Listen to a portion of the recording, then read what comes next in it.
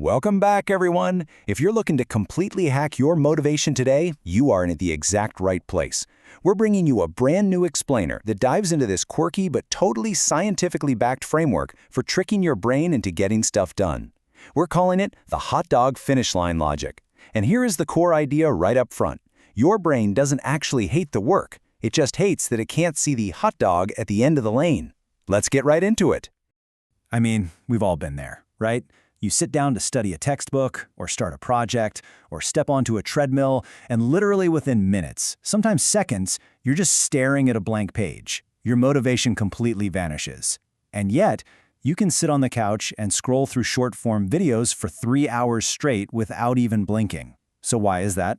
Well, it all comes down to a lack of dopamine in the moment. Your brain is essentially a heat-seeking missile for pleasure, and when it doesn't get it instantly, it just wants to quit. To fix this, we're going to pull a brilliant, slightly hilarious metaphor from one of our sources. It's actually an indoor walking workout for seniors. Right in the middle of the workout, the instructor's mom is marching in place and suddenly blurts out, "Walking down the lane here, getting close to my hot dog. That's where I'm headed." I know, it's pretty funny out of context, but it's actually incredibly profound. See, she wasn't just aimlessly lifting her knees. She had anchored her mind to a highly specific, rewarding destination. She gave her brain a literal finish line. Okay, let's dive into this. Here's our exact roadmap for today's explainer.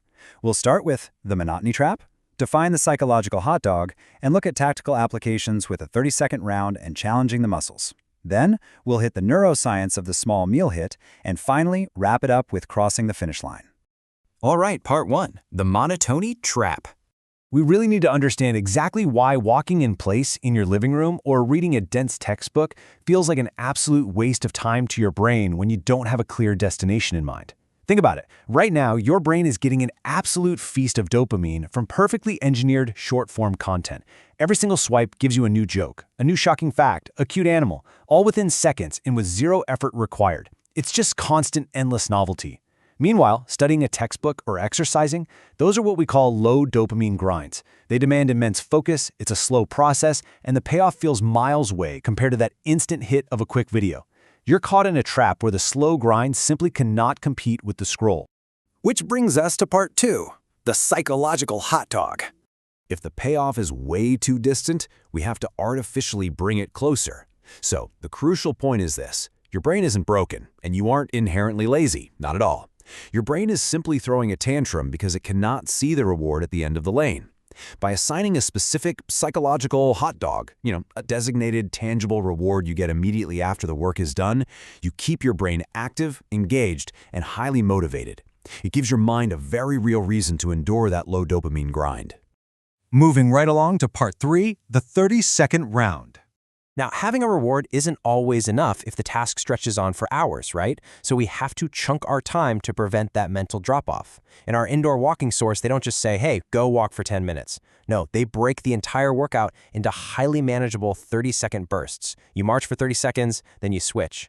And you can apply this exact same logic to your work using something like the Pomodoro technique. If a task feels super daunting, just break it down. Do 25 minutes of highly focused study, followed by a 5-minute break. Your brain absolutely loves countdowns and finite challenges. Making it a little game of can I just do this for 30 seconds or 25 minutes makes the whole grind incredibly manageable. Next up is part 4, challenging the muscles.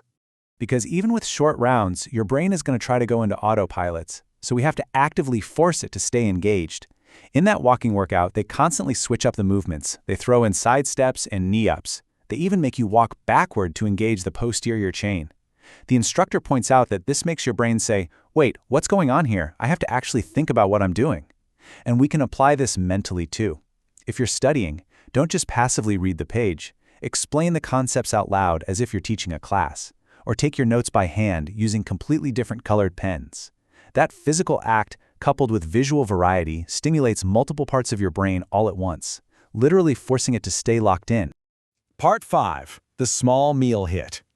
Now, what's really interesting about this slide is why intentionally lowering our daily expectations is actually the secret to making the grind bearable. Let's look at the concept of your dopamine baseline.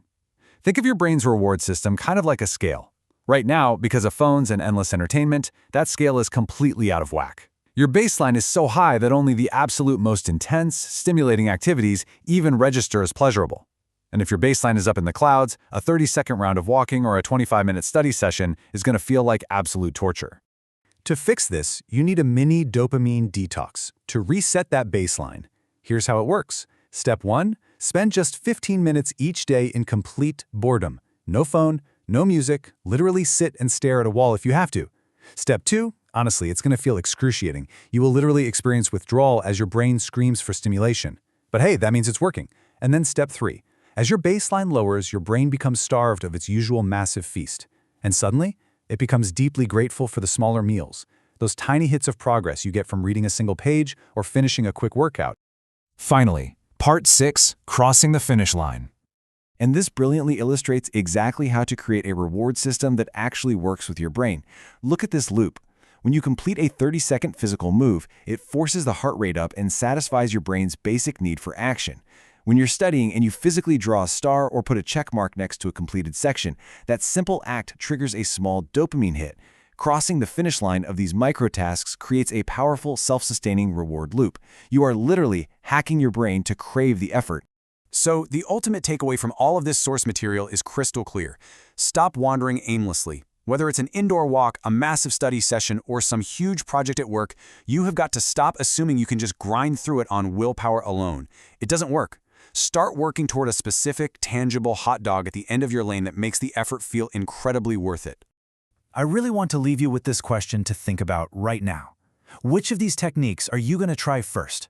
Are you going to tough out the 15-minute dopamine detox, or maybe try those 30-second active rounds? And most importantly, what hot dog will you put at the end of your lane today to keep yourself moving?